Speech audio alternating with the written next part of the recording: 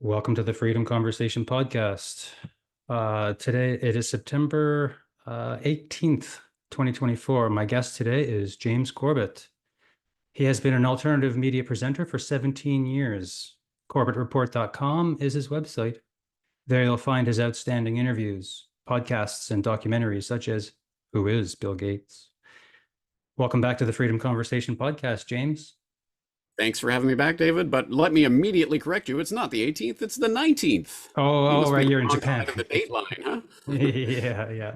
Yeah, It's it's so the confusing morning. organizing with people in Japan. And I do talk to someone else named James in Japan, so it's kind of funny. But it's like tomorrow there or something. Anyway. Yeah, no. Okay. Would you like to say anything else? I invite you to say anything else about your work, your podcast, maybe this event that you have coming up with Lisa Myron. I noticed that she was just on my show. Is there anything you'd like to say about your stuff? Sure. For people who don't know, I'm James Corbett of CorbettReport.com, CORBETT report.com. And if you've never checked out my work, I invite you to do so. It's all 100% freely available. I've been doing this for 17 years, so I have a lot to say on a lot of different subjects about politics and society and philosophy and history and science and absolutely anything else that crosses my mind or tickles my fancy. And on that note, as you say, I'm preparing for all sorts of events and speeches and what have you. I just gave a speech at a live stream for the World Council for Health about the United Nations, One World Government Agenda. I will be at the International COVID Summit in Tokyo next week. So there's a Yeah, lot going on. there's a lot going on. Okay. Well, we're going to be talking about transhumanism. So I think that what we should do is just have a broad stroke of what is transhumanism, and then I'm going to pull a few threads, and then we'll have a great discussion about some elements of transhumanism. So maybe you could want to just say a few sentences in when you think transhumanism, broad strokes, what is it in your mind? In a nutshell, I'd say transhumanism is the quest to merge our biological and digital identities, in the words of Klaus Schwab of World Economic Forum fame. That's what he talked about, and that's what transhumanism is aiming at. Eventually, to meld us in with this technology that increasingly surrounds us and pervades our society, but it hasn't quite entered our skin yet. But it is heading there. I mean, 10, 15, well, 20 years ago, saying that you would be carrying essentially a little mini computer tracking device around in your pocket everywhere you go might have sounded science fiction enough. But these days, the equivalent is to say, well, pretty soon there will be some form of embedded chip in your skin that will be directly wired into the internet, etc. And people will think, oh, that's crazy sci-fi stuff. What, did you get that from Black Mirror? No, that is the ultimate end goal of a number of people who are working towards this diligently and have been for some time. I will note that Eric Schmidt and co-author Henry Kissinger have written, I think, a couple of books now about artificial intelligence. The posthumous last Kissinger work will be published in the, I think, next month or in November, about Genesis, about the AI godhead that is coming, and other clowns like Ray Kurzweil and others, who is not some insignificant player, but was the chief technologist for Google, Alphabet, whatever. Has had a lot to say about this over the years. The idea that we will eventually merge with technology itself to become neither human nor technology, but some sort of synthetic hybrid between the two. At least that's the idea. Oh, great. Yeah. So I'm interested in this aspect of transhumanism called psychological or cultural transhumanism. And maybe I'm coining that. I don't know, but it's an element of transhumanism, obviously. And what I'm going to lay out for us here is this concept of a cultural, education, and media industrial system prepping people to merge with the machines. People are beginning to call it the body disassociation industrial complex. I'd like to share a screen and show you two very quick Wikipedias. One moment. Clicking share. Here we go. Here it is.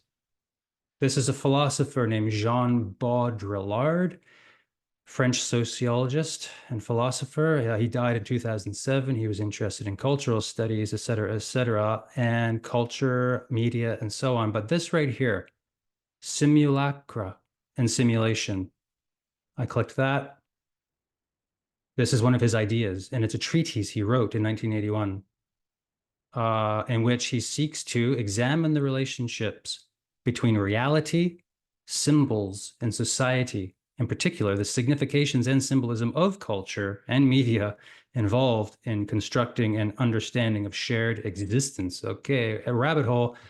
And finally, this is another one of his ideas. Hyper reality is a concept in post-structuralism that refers to the process of the evolution of notions of reality, leading to a cultural state of confusion between signs and symbols invented to stand in for reality and direct perceptions of consensus reality. Hyperreality is seen as a condition in which, because of the compression of perceptions of reality in culture and media, what is generally regarded as real and what is understood as fiction are seamlessly blended together in experiences so that there is no longer any clear distinction between where one ends, one begins. Good God, James. Is this the clown world? I'm going to end the share. This is what they call clown world, the inversion. This is a industrial, psychological, cultural media complex. This is also transhumanism, isn't it? It's certainly an important part of the philosophical construct that leads towards the transhumanist ideology. I will note parenthetically that if people are interested in Jean Baudrillard and simulacra and simulation, I did talk about it in my online mass media history course, which is available at newworldnextweek.com. So people can roll up their sleeves and get into the guts of that. It is some wild stuff when you start actually going through it. And I don't, unfortunately, I don't think Baudrillard was just talking nonsense. I think he was pointing out something that is unfortunately pervading our world more and more. They hyper real, more real than real. And people will note that where did Neo in the Matrix hide his he had like a floppy disk or something, right? That he was hiding in a book. It was Simulacra and Simulation by Baudrillard that he hides it in, because that was one of the books that the Wachowski brothers, who are now the Wachowski sisters, made every single person working on the Matrix. They made them read Simulacra and Simulation because it was such an important part of what they were trying to convey. But unfortunately, as I say, I think Baudrillard was pointing to something real. Hyper-reality, the more real than real, the fact that we are living so much in mediated reality that we are starting to lose the sense of where one ends and the other begins. And here's one from my perspective, having been in the independent media for 17 years now, examining all sorts of conspiracy rabbit holes.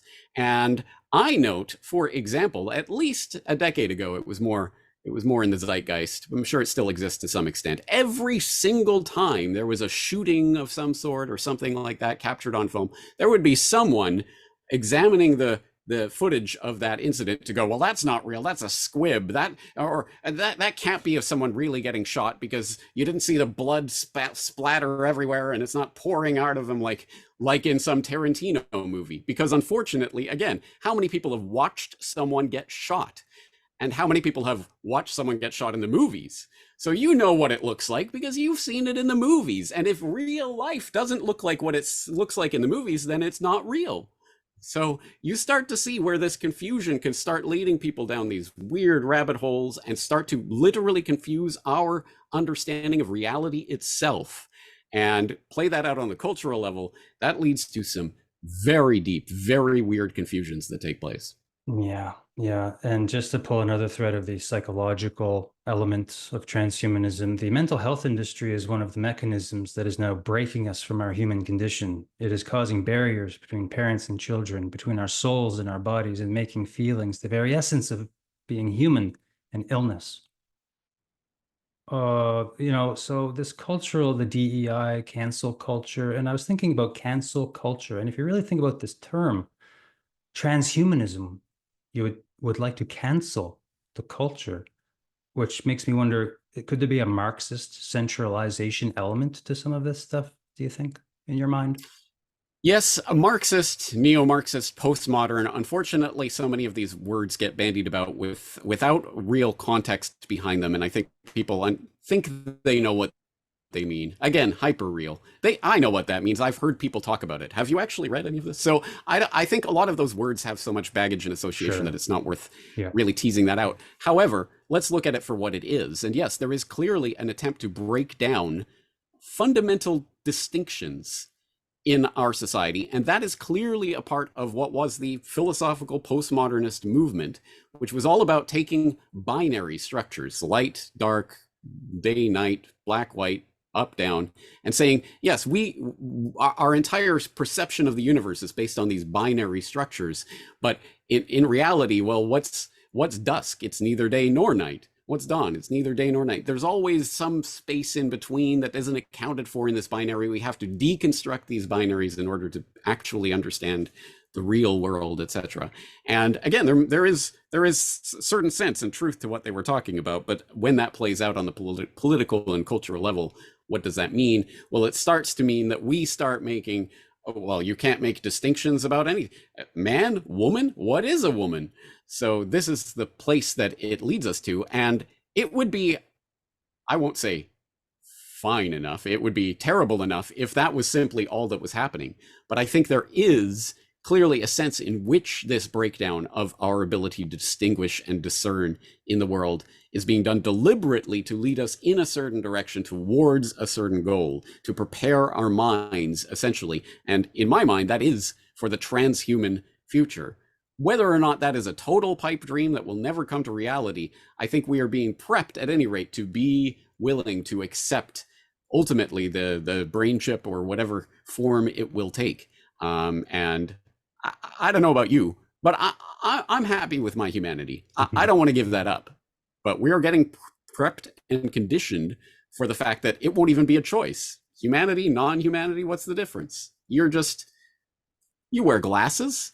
That's a type of technology that you use to transform your human body. It's been around for centuries. What's the big deal? We have all sorts of technologies that we use to enhance our bodies in various ways. Well, now we're going to start doing it on the genetic level. We're going to have these mRNA vaccines that will start manufacturing proteins. We'll have, whatever. You can grow your hair back for you, James. Won't you want that? And that is unfortunately what we were being prepped for. So yes, cancel culture, as in cancel what we have known for centuries or millennia or all of human existence in order to bring in the new. Yeah, like rearranging body parts is quite normal now.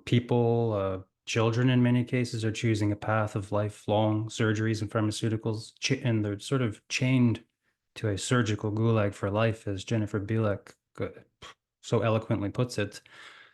But here's another question for you, James. I'd like to look at the forced convergence that could be coming, breaking the body and breaking the mind. What crisis do you think will be the one that pushes us over the edge into the transhumanist nightmare future?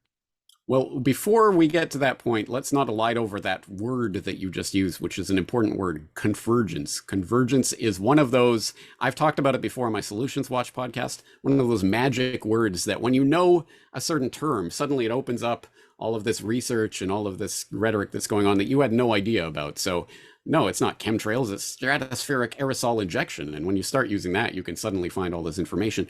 Convergence is another one of these words, specifically biodigital convergence. And if you are interested in that, and hey, if you're Canadian, you might be interested in Policy Horizons Canada, which for people who don't know is a future think-do tank that is affiliated with the Canadian government, which a couple of years ago, 3 years ago now, released a document on exploring biodigital convergence, which I would very much commend to people's attention if they're interested in this subject. It goes into exactly what we are talking about. And the crazy world of the future that we're going to be living in which whatever drones will be able to take our samples of our blood and upload them to check our how our genetics are playing out and whether we need an update to our genetic vaccine or whatever, and all of this crazy stuff. Buildings will construct itself out of organic material, whatever. They're talking about this.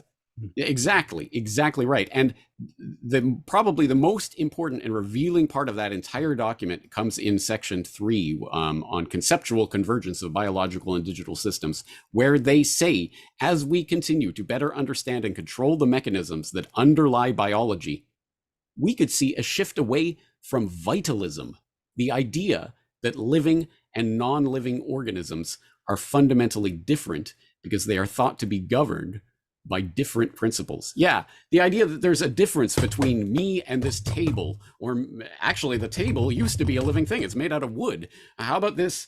How about between me and this plastic object? There's no difference. It's all just matter. It's all just compounds and chemicals. And we can create any of it. We can create, obviously, chemical matter, plastics and what have you. We can also create life. What's the big deal? Whatever.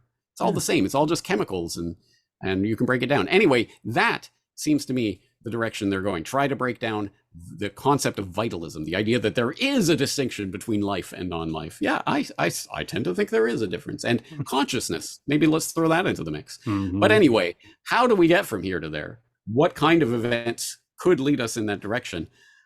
Unfortunately, like the sky is the limit when it comes to their crazy dreams of whatever transhuman future we're going to be steeped into, the sky's the limit with regards to that, because something that I've pointed out many times and will continue to point out is when there is a goal of some sort, people can work towards that goal by employing a strategy that is unfortunately extremely effective, and that is to frame every single problem within the framework of a narrative that implies that your goal is the solution.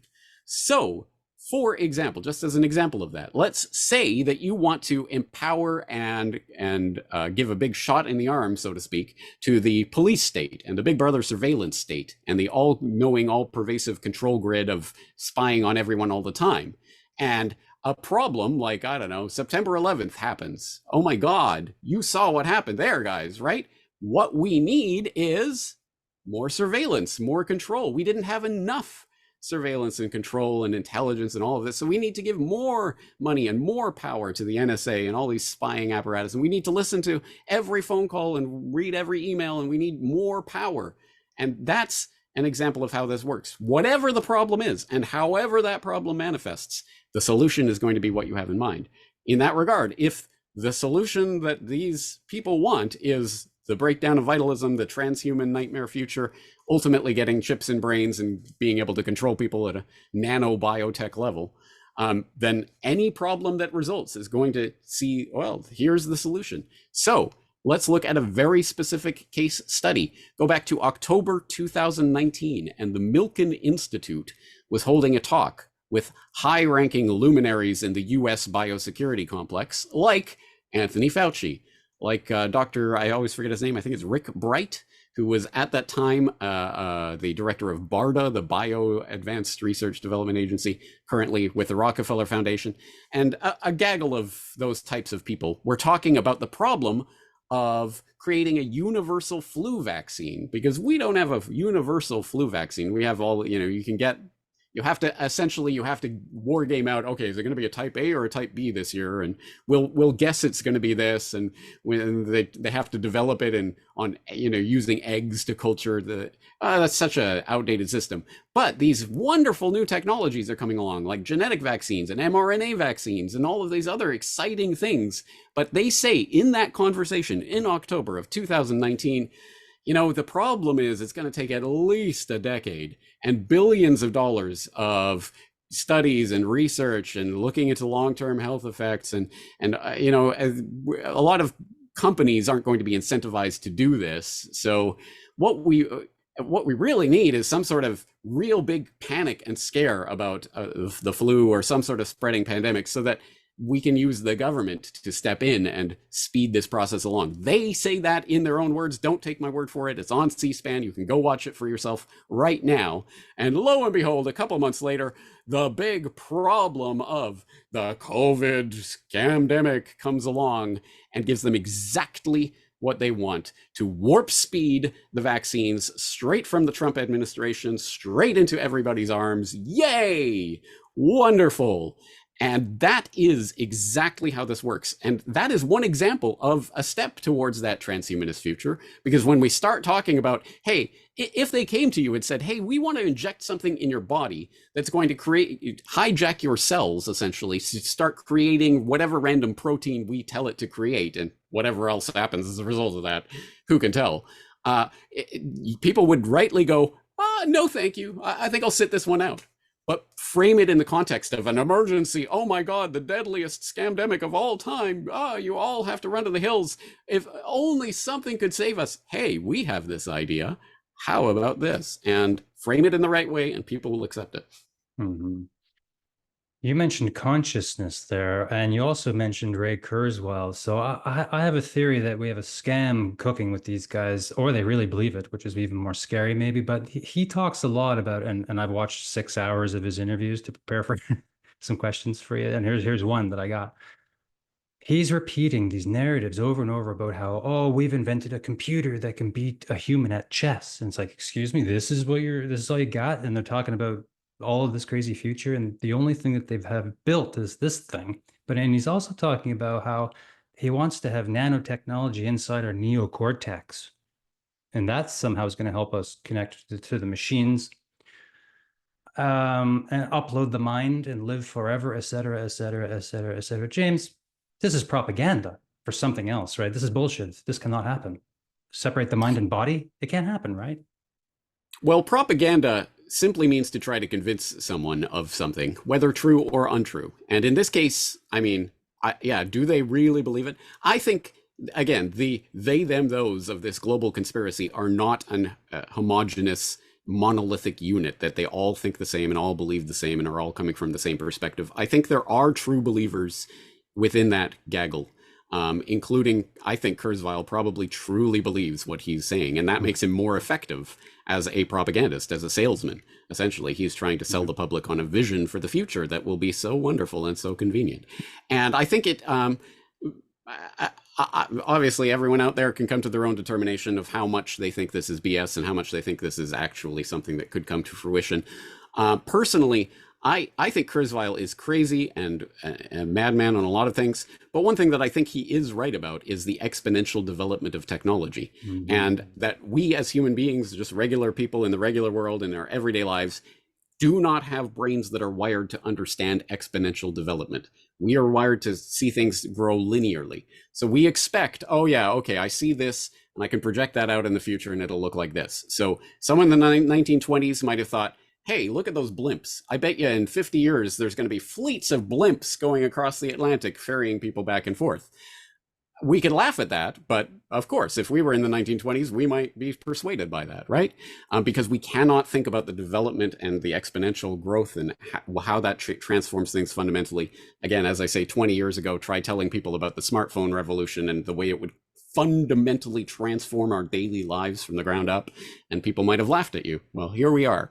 So, unfortunately, I think there really are incredible, mind-bending technologies on the way, perhaps already developed, although they wouldn't be released to the for public commercial use. First and foremost, would they? They would be, of course, hoarded for the military and the intelligence complex, as they always are, and used as weapons in the fifth-generation warfare on everyone that is taking place right now. So, I wouldn't poo-poo the ideas of some of these technologies altogether. But even if you do, and even if you say it's all nonsense and they can never develop anything that will do anything like what they're saying, at the very least, they can do a hell of a lot of destruction to the human species. So again, even if you think, oh, mRNA doesn't exist, DNA isn't a thing, all of that's phony baloney nonsense. Well, okay, whatever.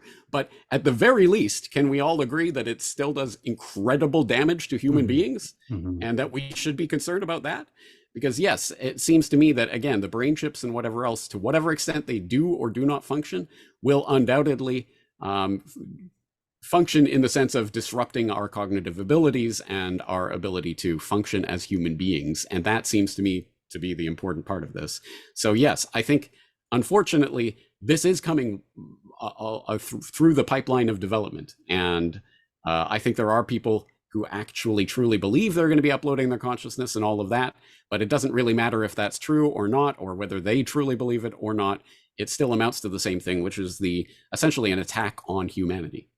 Yeah, the attack and deconstruction of all aspects of humanity. Yeah, you mentioned some of these guys are real true believers, and I think Martin Rothblatt is one of them. He's like the arch transhumanist high priest psycho, and he uses terms like we can transcend fleshism, as if he believes. Oh my God, he's nuts. And he says that robots are people without skin. And he has a cult called the TerraSim movement. Do you know about that? I got a wiki just real quick one I'm going to share one more time. Last share. Here it comes. And I'm going to open this here. Bang. The TerraSim movement. Now this, my friends, anybody should check this out and just read some of this stuff. It is insane. Oh my God. Like current projects include LifeNaut, a long-term research study that offers a free online repository of individual digital reflections, yada, yada. this robot stuff. He's building, his wife is a robot and all this now, and he is a woman now also, by the way. It's just I was going to say, are you assuming her gender? It's Martine sorry, yeah, Rothblatt, Martine, surely. right. Yeah. Anyway, this is just a crazy rabbit hole. This cult, this transhumanist religion. Oh my God, it's crazy. Okay, so that's the last thing I wanted to just share, just to demonstrate some of the craziness going Hmm. on in this. Like, I think you, like you say, there's people who will work together, billionaires who just want the money.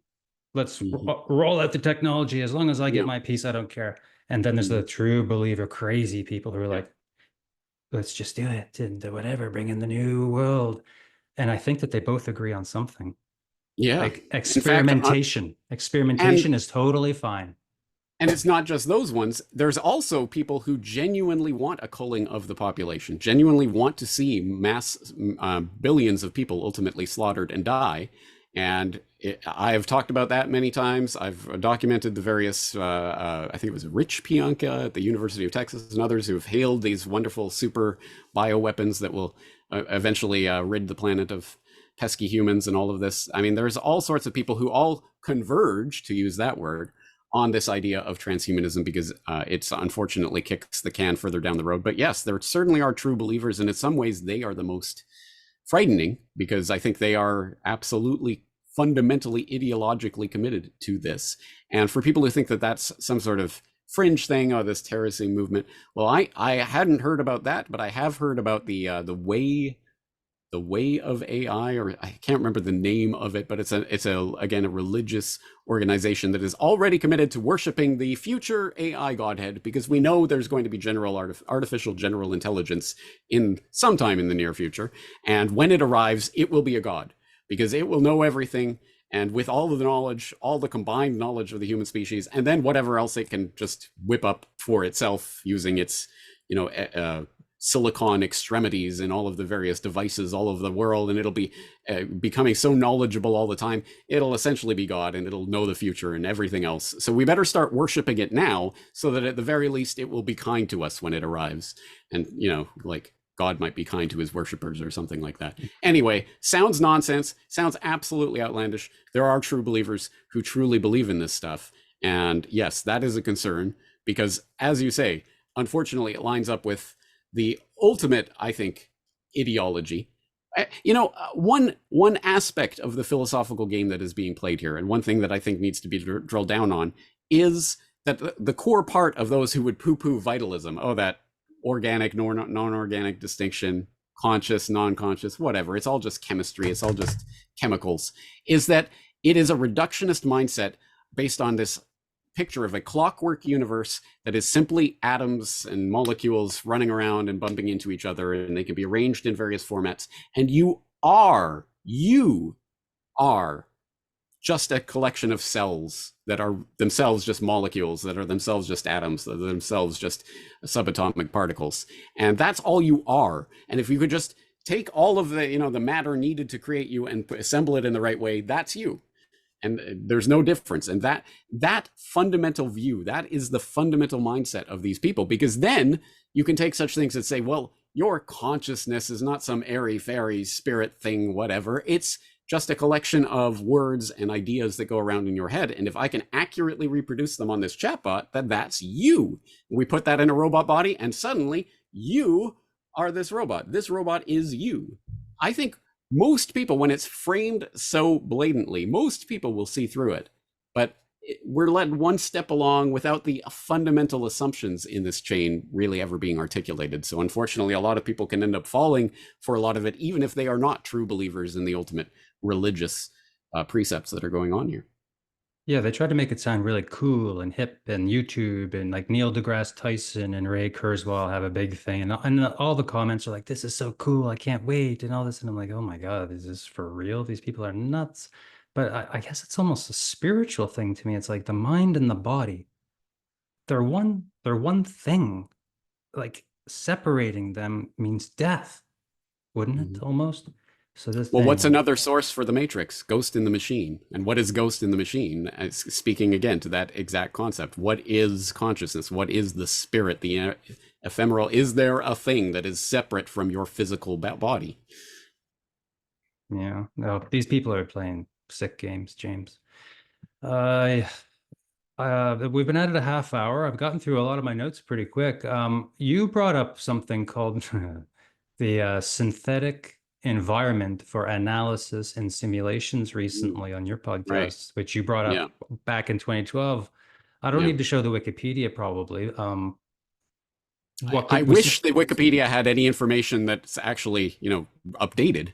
But Yeah. as I say, yeah, thank you for bringing that up. For people who haven't seen it, I did a report back in 2012 about the sentient world simulation, which is one of the monikers that this system was going by at that time, which was essentially this incredible, elaborate pie in the sky idea of attempting to create an entire digital model of the world and every person in the world so that they could model what was going to happen and they could then test, essentially war game out various ideas. So if this happened, what would happen? If this happened, what would happen? And this was being done in conjunction with the US Department of Homeland Security, the US Department of Defense. And it was being talked about and reported on in the early 2000s. And around 2007, 2008, it got some mainstream attention, I think in Wired and some other reports that I cited. But then essentially it went, the cookie crumb trail ended. And I don't know, maybe they're not doing that anymore. They're not working on it. Yeah, they had this entire concept for an entire global digital simulation that apparently was functioning to some extent back in the early 2000s. But yeah, they just gave up on that and abandoned it. Probably not. But for whatever reason, yeah, the very latest information, even that 2016 date that they have on the wiki, I think is itself. I don't think any of the information there is any more current than 2008-9. So Yeah. really, it's truly, it's They put it to creepy bed, James. They put it to bed. They put this to bed, I think. Yeah, just like the Total Information Awareness Office. If you do a quick wiki search on total information awareness, you will find that particular DARPA program that the iconic symbol of which was the all-seeing eye in the pyramid irradiating the information awareness office right under echelon there, the all-seeing eye in the pyramid radiating the entire earth. And this was something that they had set up in the, I mean, it was already, they were already Wow. working on it pre That 9/11, but that obviously in the that wake of logo 9/11. is retarded. Look how crazy that logo is. Oh, but could they be any more obvious? Exactly. It was so over the top. It was so Oh over the top. man. I mean, they literally said we want to collect absolutely everything: personal email, social network, credit cards, phone calls, medical records, everything that they could scoop up and construct it and use that to data mine and create maps of all people and all of their associations. It was so over the top that even the New York Times and others were reporting on this, like this crazy Orwellian program. It's being headed by this Poindexter guy who, oh, by the way, was the convicted Iran Contra criminal who got pardoned by Bush. So crazy stuff, right? Yeah. So that Sorry, go ahead. that program, they said, oh, don't worry, guys. Okay, yeah, this is crazy. This is a bit creepy. Don't worry, we're putting it to bed. A couple of things about that program. One is that the day that Information Awareness Office supposedly actually formally folded is the day. Oh, sorry, I'm confusing that with something called LifeLog. LifeLog folded on the day that Facebook started. But anyway, that's a related but slightly different thing. But no, Information Awareness Office was then parlayed into Peter Thiel and Palantir. And Palantir picked up the pieces of the Information Awareness Office. I've written about that before. The ties between that is interesting and crazy. And now you've got people in the freedom movement who think that Peter Thiel and Vance and Trump are going to save them from this global agenda. Wake up, guys. It's a global agenda, and all the puppets on the global stage are part of it. Trump warp-speeded the vaccines into your arms, and he is working with Thiel and all of the other global technocrats to set up the digital ID, cryptocurrency, central bank digital currency prison that will be part of this bio-digital convergence prison that they are looking to keep you locked up inside. So yeah, you're not going to vote your way out of this crisis. No. Okay. So two more pieces and then we'll try to let you go. You're a busy man. You challenged your listeners to actually go here and just click around and see what they could dig up and get back to you. Well, I have one. I did some. Excellent. Good. Here's one thing. I had a few things and I got rid of them all except for this doozy right here. synthetic psychological environment. In a Mm, synthetic environment, synthetic psychological environment, or SPE, or rules of behavior, refers to the representation or modeling of influences to individuals and groups as a result of culture, mhm. yada yada, religion, and even weirder stuff, synonyms, human terrain. Oh, yeah. Mhm. This is a rabbit hole of epic proportions, some of Yep. this stuff. Yep. Anyway, Yes, modeling, yeah. modeling and simulation is incredibly important to these technocrats who want to steward over the world, and for obvious reasons. If they could crack the code, and it would essentially be like what they're talking about. The AI will know everything, will be able to predict the future. Well, if you have a big enough database, it will know everything and be able to predict the future because it knows all the connections between all of the parts of the entire human environment. So yeah, they are obsessed with this kind of stuff. Last item on the agenda, your website, the Corbett Report, the gold standard. What are you up to here, James? This is 2 days ago. What is this now? What have you dug up? Replicon, Big Pharma preps the next bioweapon. So people who are Oh interested in boy. this, it is part of my subscriber newsletter, but if you want it for free, 100% totally for free, you can go to corbettreport.substack.com and it will be the second post there now. Replicon, Big Pharma preps the next bioweapon. And you can read the report that is about not mRNA vaccines. No, they're already Uh-oh. moving beyond that into self-amplifying mRNA vaccine. So we know the concept of the mRNA vaccine. They send this messenger RNA or modified RNA into you to hijack your cells to start producing proteins or whatever else Big Pharma wants to engineer into your system. The self-amplifying mRNA vaccine will include a replicon protein. I can't remember the exact The term fact, that they. James, the fact that they're calling it Replicon. Yes. Yeah, It's I know. It's again, it's the kind of sci-fi stuff that swirls around this that makes it actually does make it difficult to talk to normies about because what are you? You're watching some kind of Black Mirror episode. truth is No, it's stranger here. than fiction. Eh? And so if you are concerned about mRNA vaccines and the effect they have on the human body, well, at the very least, you should be equally concerned, but probably more concerned about self-amplifying mRNA because this includes the thing that is essentially going to start constructing the mRNA within your body that will then encode the proteins. So they only have to use a little bit, and they can have the same effect as the regular 3 months every 3 months jab boosters, which nobody is taking because nobody wants that crap in their system anymore. But don't worry, now they're going to have this. Oh, it'll just be a one shot, and it'll start producing it within your own body. What could go wrong? Well, okay. Well, I think anybody can see that this is a circular loop. Everything we've talked about, it's all the same stew of a future that is coming, and there's no breaks, is there? Do you think? Is Well, what hope is there, do not you from think? within the framework of the system as it has been handed down to us. And that system is unfortunately not one group, not one person, not one institution. It is an ideology. And as I say, we've talked about some of the aspects of that ideology and how deep down into the philosophy it can go into vitalism and everything else, and how it manifests in the world. But fundamentally, I think this is about a fight between centralized, top-down, controlling authoritarian structures that believe.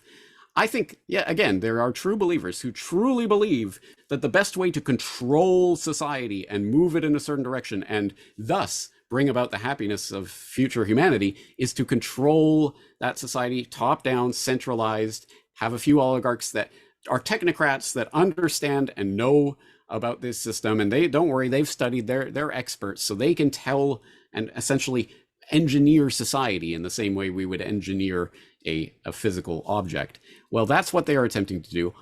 As opposed to that, I don't know about you, but personally, I am an individual, autonomous, sovereign human being, and in my voluntary cooperation and association or non-cooperation and disassociation from anyone that I want at any time, I think that process will lead to the actual flourishing of a truly stable long-term spontaneous order that arises from systems that are let alone, rather than trying to control every single person, which is a pipe dream. It's ridiculous, as if you can slot every person into this vast web and it will all function perfectly. We saw what that looked like when the Soviet technocrats tried to do that in Magnitogorsk and other places, where you have this. I can't remember which Adam Curtis documentary it was. Maybe all watched over by Machines of Loving Grace, but they show the interviews with the Soviet technocrats, and they have these those old type of printouts with the sheet that unfolds. Of they were going through all this reams and reams and reams and data of information and data just to try to determine, well, how many toothbrushes should we manufacture this year? And what color and what style? So, because we're going to centrally plan and control the entire economy. So we have to know, for example, how many toothbrushes to manufacture, as opposed to allowing people to interact, transact, go out there, try something. If you're an entrepreneur, create a business, try to market your goods, try to get people interested in your service. And if they're not, failure. And there's no daddy government that's going to come along and help you out. You're going to have to figure it out yourselves. That is what leads to actual stable long-term order. There will be, of course, winners and losers and good things and bad things, but there will not be the insanity of a few people believing that they can control absolutely everyone and everything in the entire global economy, and oh, by the way, human DNA and everything else besides. That isn't a type of insanity. And until we confront that ideology squarely, then yes, we don't have a chance. Because as long as we buy into their ideology and their pie in the sky dream of the future, then we're heading along that path. And don't worry, they got it all taken care of. They'll make it as convenient as possible for you to upgrade your device to the next level and the next level until eventually it's implanted in your brain. And I don't want to go there. I think most people don't either, as long as they're aware of what is happening. Yeah, I think that's the key, and that's a good ending comment. I think that hopefully today somebody will find that awareness to think about these ideas and think, oh my goodness, not for me, not for my family, not for my children. Absolutely not. We're humans and we're free and we're organic and vital, as you say. So stay vital, James, stay vital, listener, and resist this stuff with everything you got. And stay human. Stay human, yeah. So thanks a lot. It's wonderful to have you, and it's great. I look forward to talking to you. Thanks for the opportunity. Yeah, okay. And goodbye. Have a great day. You too. Okay, bye.